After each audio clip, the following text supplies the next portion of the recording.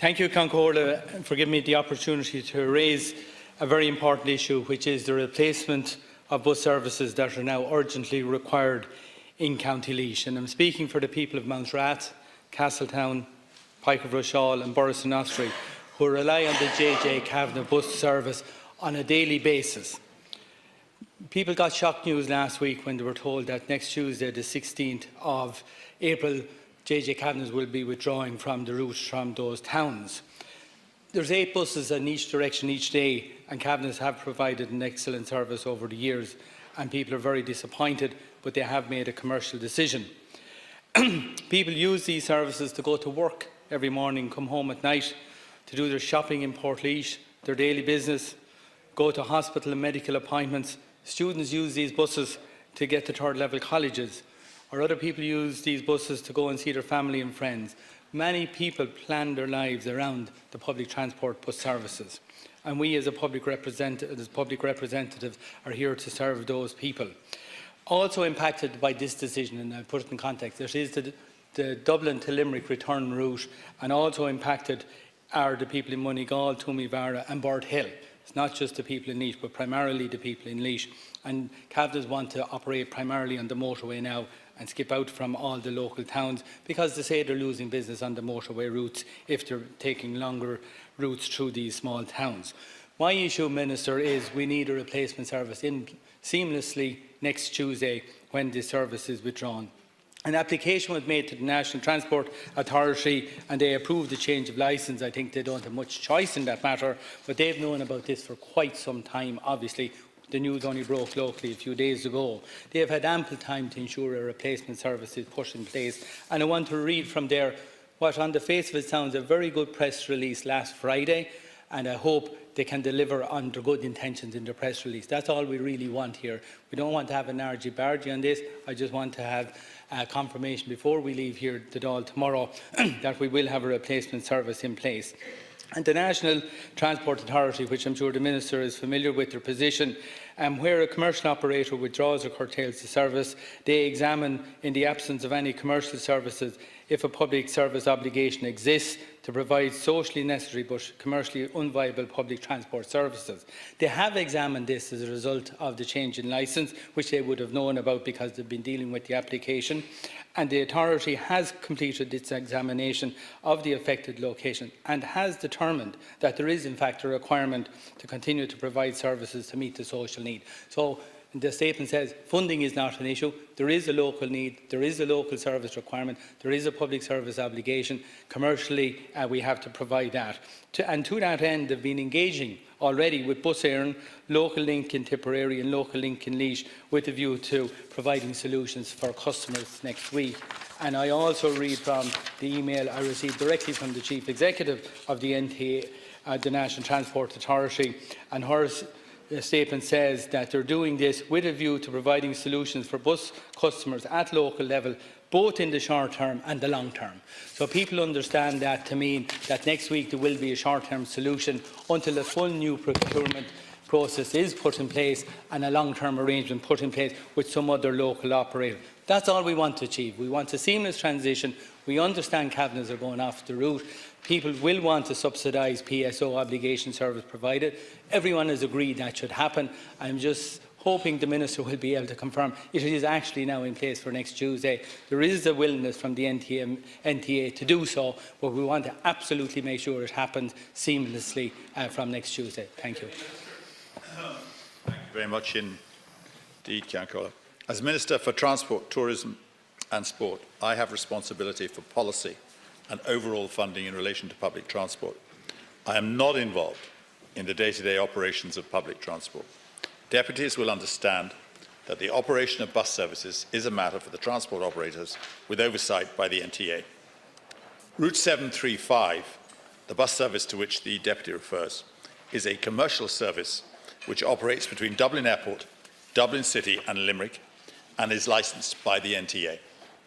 Licences set out the nature of the service and conditions under which a licensed public bus passenger service must operate, such as the point of origin and destination, as well as a detailed timetable and stopping places. By their very nature, commercial services cannot and do not receive any PSO funding from the Exchequer. All commercial bus operators will only provide services where it is commercially advantageous for them to do so and are free to pull out or curtail their services. Where operators pull out or curtail commercial bus services, the NTA will grant such amendments as it has no legislative powers to refuse. Under the terms of the new licence, the private company, JJ Kavanagh, will only serve Portlaoise, Rosscrea and Nina from April the 16th. It will no longer serve Boris and Ossory, Mount Rath, Castletown, the Pike of Rushall in County Laois.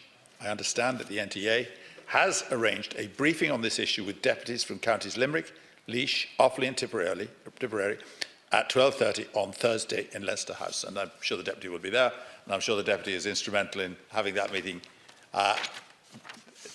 held. And I'm not going to anticipate what happens at that meeting, but it's not being held for presumably to be anything but constructive. In circumstances such as this, where commercial operators withdraw or curtail services, the authority examines whether, in the absence of any commercial services, a PSO, a public service obligation, exists to provide socially necessary but commercially unviable public transport services. Such examination includes an assessment of the demand for public transport services and options to either reconfigure existing PSO services or to competitively tender for the provision of services. In either event, the NTA's ability to provide such services is subject to the availability of funding, which is, as the Deputy pointed out, is not an issue in this case. To that end, the NTA is already engaging with Bus Éireann, Local Link Tipperary and Local Link Laois, with a view to providing solutions for bus customers at local level, both in the short term and the long term. Timetables of services are currently being drawn up, with the aim of not only meeting the social need, but also improving levels of service to a wider area. The Government is acutely aware of concerns about the proposed withdrawal of certain commercial services in rural areas. The reality is that commercial operators are continuing to take advantage of the major improvements to the national roads network in order to offer improved journey times between Dublin and regional cities by providing more direct services with fewer intermediate stops. The NTA has a key role to play in assessing, within available funding, the appropriate response to changes in services that have an impact in rural areas. The NTA has contracted for the provision of bus services for commercially unviable but socially necessary services in rural areas. As a general principle, PSO funding for all public transport should be allocated to ensure that socially necessary services, particularly in rural areas, are provided to the greatest extent possible. Minister, I want to thank you for that answer, and it's substantially along the lines of what I've indicated, arising from my direct contact with the NTA since last Friday. And I did ask them to come in and arrange a briefing session in Leinster House for tomorrow morning, which they've agreed to do, and have notified the deputies in all the counties affected by this decision to be there.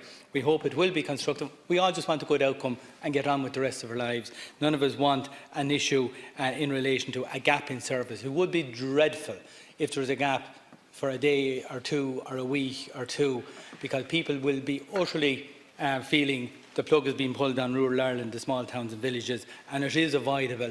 And whatever has to be done to make sure the replacement service is in place for next week, I hope will actually be done. And as you've already indicated, and I've said myself, there have been contacts with local operators already, Bus Éireann and the local link services. There's a good town link actually also running on this part of this route quite a bit as well, and there are other private operators that can come into the fray. Perhaps we'll tender for the process on a long-term basis, but immediately what we need is a short-term measure in place from next Tuesday.